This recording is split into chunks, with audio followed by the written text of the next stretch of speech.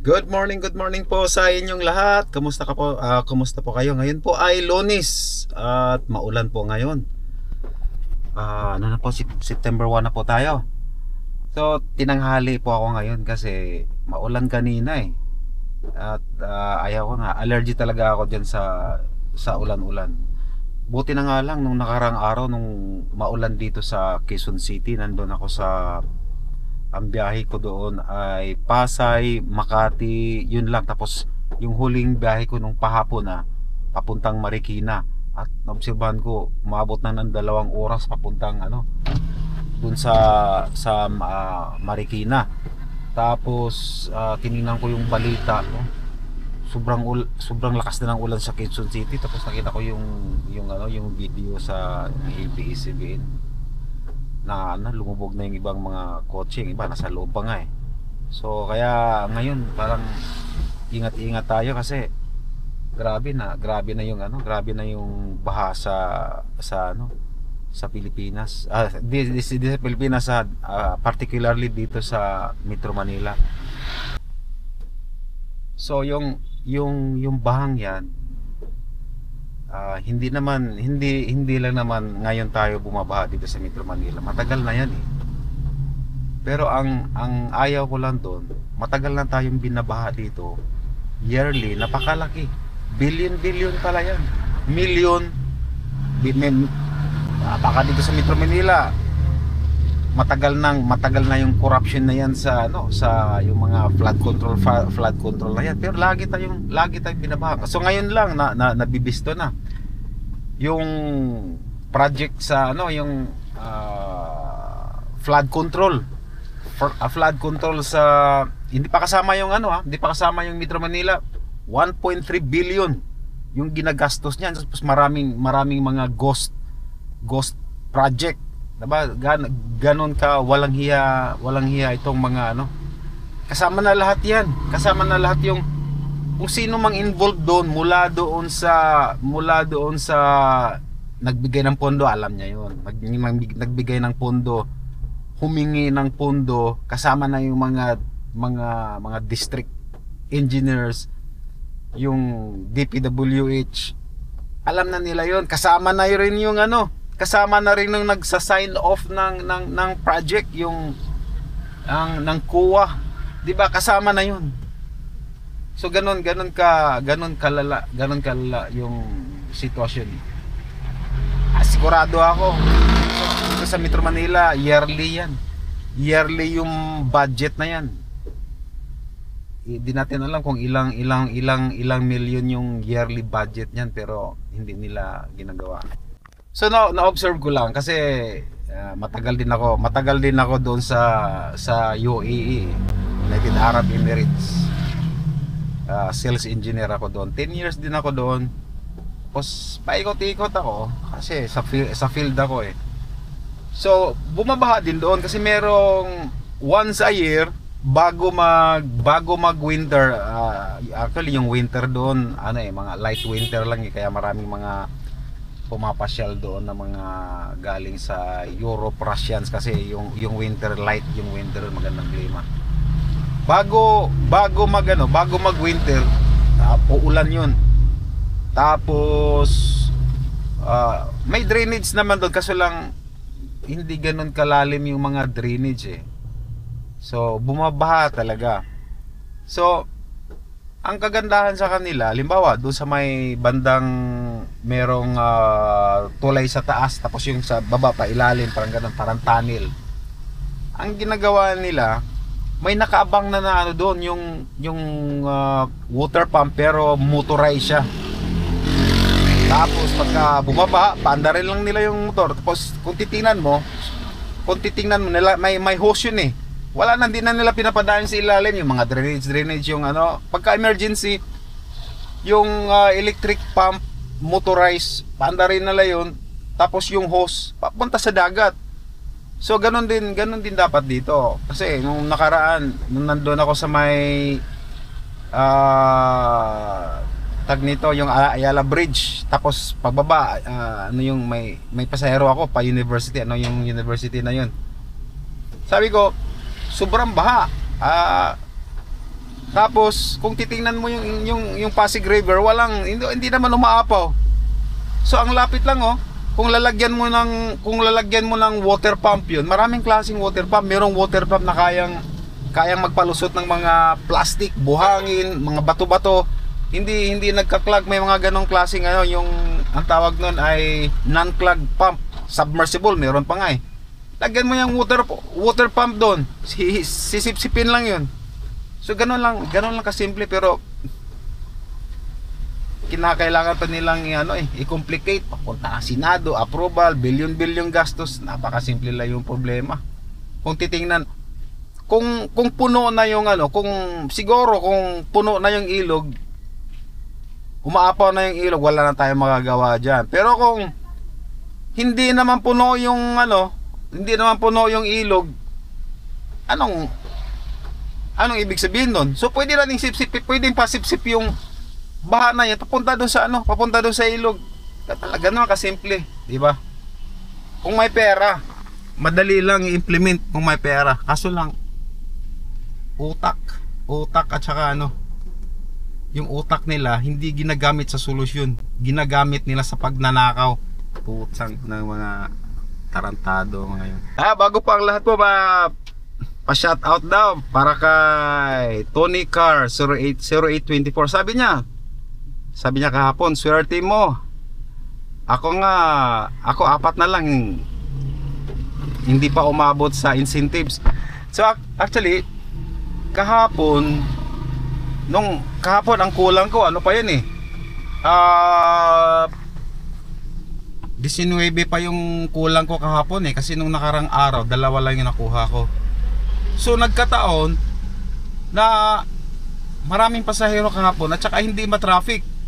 So yung biyahe ko kahapon, Makati, particularly may poblasyon doon sa business district area, tapos papuntang malalapit lang, papunta sila ng Mandaluyong, tapos basta Mandaluyong, Pasay, at dyan sa bandang Mega Mall, Shangri-La. Pero pagka may malalayo, binibigyan ka ng may sumisingit dyan na malalayo mga 9 km, 10 km hindi ko kinukuha. So pagka may ganon, dapat kasi maganda na yung apps ngayon eh, kasi titingnan mo lang yung makikita mo yung distance eh, kung saan yung destination. Pagka tumataas doon sa 5, diba, naghahabol ka, pagka tumaas doon sa 5 km, huwag mo nang tanggapin, huwag mo nang paabutin ng 8 seconds. Hindutin mo kagad, i-decline mo na agad para hindi mabawasan yung Actually yung Grab pet ko nga kahapon, ang kailangan nun sa buong linggo, Lunes to basta buong linggo yan, maximum 5, bibigyan ka ng 290. Pero nakakuha ako ng 13. Pero hindi pa rin umabot sa percentage, kasi nga nakapag ako ina-accept ko na, tapos saka ako kinancel, so malaki yung minus point. So ingat po kayo sa biyahe, at ako rin babayahin na po ako kahit tanghali, okay lang. Coding ko bukas, baka straight tayo, tapos pahinga bukas. Kailangan ko na rin magpa-change ng yung brake pad sa likod kasi medyo umagi. Nandito tayo ngayon sa may La Paz Charge, kakain muna tayo. Binigay na pala yung incentives, yung may nakuha ako na 2,194. So yung kinita ko lang ngayon ay 654 pa lang. 4 na bookings. So wag na nating asahan yung itong ating Monday peak hour, 2 lang, wag na nating asahan yan. Okay, so yung KGR ko ay 5,290 yung nakuha ko. Ayan ka. May pick up dito sa Pasay wala namang daan. Pambira.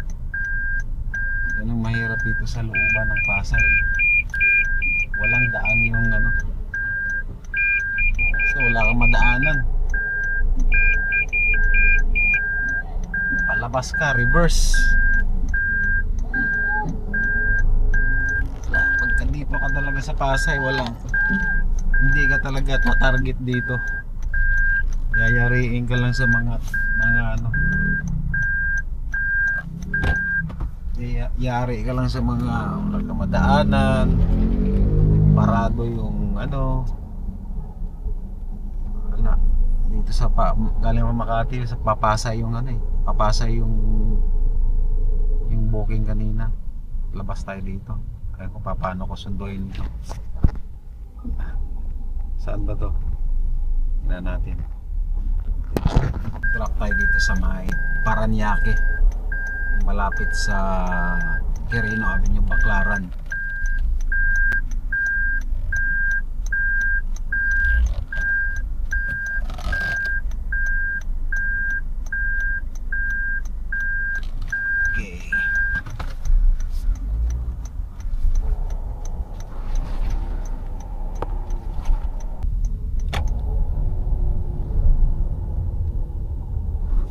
Punta tayo ngayon sa may Asiana.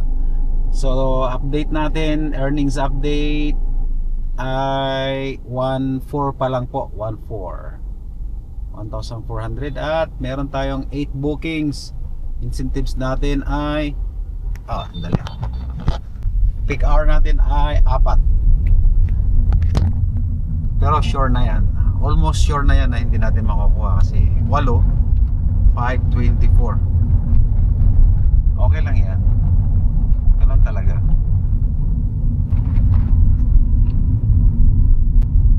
Dito tayo. Meron tayong sundoon dito sa may Heritage papuntang Partas sa may Aurora. Malapit lang to.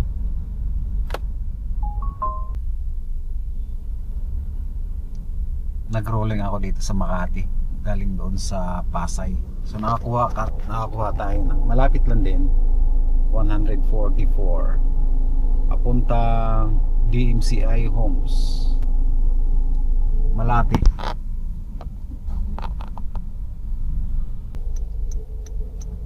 Nandito tayo sa Pasay.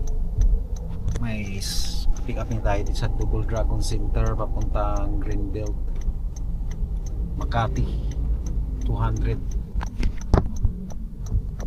Sayang kanina malapit lang sana doon, hindi ko lumagpas ako, kinancel. Pa-S lang. May chance ko pa sana makuha yung ano doon. Kung nakuha ko yung malapit. Okay lang.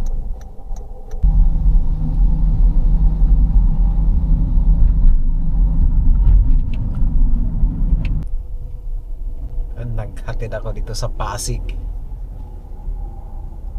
Earning update tayo.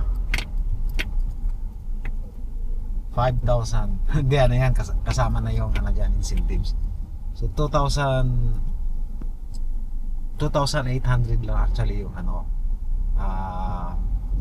earnings so far.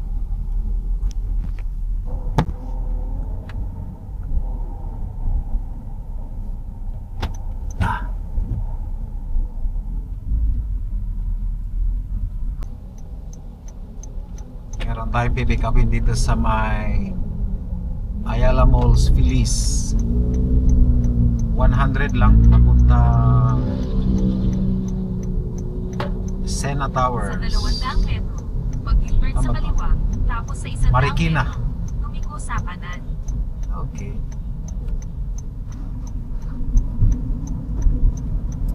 Liko sa silangan sa Marcos sa 100. So ang oras po natin ay 10:34 at yung final na kita natin ay 2,997 pala. Saka meron tayong tip na 25 peso. Yun lang muna at bukas ay aking coding. Pahinga tayo bukas. Ingat po kayo. Bye-bye.